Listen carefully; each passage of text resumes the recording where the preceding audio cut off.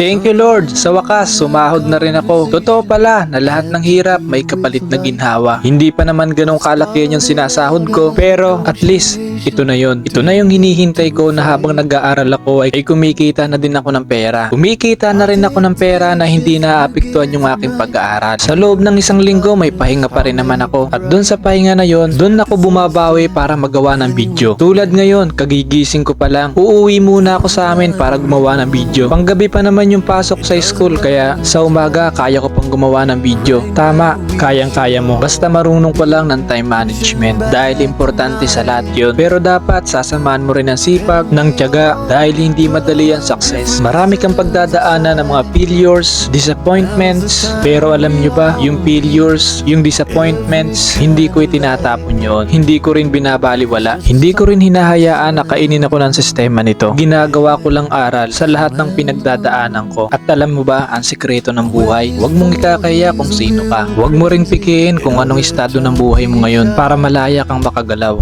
Malaya kang makagalaw at higitan mo kung anong tingila sa'yo ngayon. Dahil sa ngayon, marami ng peke tingnan. Marami nang mapagkunwari sa totoong estado ng buhay nila. Pag ganito ang mindset mo, hindi success ang ina-apply mo. Dahil sa sarili mo pa lang, hindi mo kaya magpakatotoo. Minsan, uuwi ako sa amin pero wala akong pamasahe para mag-vlog. Kaya nangungutang muna ako doon sa kapatid ko. Binibigyan naman ako nila kaso gusto ko pa rin na china-challenge ko yung sarili ko. Minsan naman bago ako pumasok, nag-i-edit ako ng mga video ko dahil may bakanting oras pa naman. Tama pala yung sinasabi nila na ibibigay sa'yo ni God lahat. Basta wag ka lang tumigil pag nahihirapan ka. Dahil darating ka talaga sa part ng buhay mo na halos maubusan ka na ng tiwala sa sarili mo. Pero dapat tumingin ka lang dun sa pangarap mo dahil hindi mo mapapansin. Utay-utay mo na rin yung nakukuha. Lahat tayo i-challenge. Basta maging dedicated ka lang sa ginagawa mo. At alam mo ba, isa pa sa natutunan ko, sumama ka dun sa mga taong may pangarap sa buhay at alam mong hindi masisira yung buhay mo. Dahil pag sumama ka dun sa mga taong sila mismo sinisira yung kanilang buhay, hindi mo mamamalayan na isa ka na rin sa kanila. At wag na wag kang maiinggit sa success ng iba at kung ano yung meron sila at kung ano yung narating nila sa buhay. Alam kong kaya mo rin gawin sa sarili mo yon. Basta wag ka lang tumigil. Maging practical ka lang sa lahat ng bagay. And finally, thank you Lord. Nakuha ko na yung unang sahod ko. Grabe, ganito pala yung pakiramdam na yung pinaghihirapan mo nagbubunga na at nakikita mo na yung resulta. Kaya kung ako sa'yo,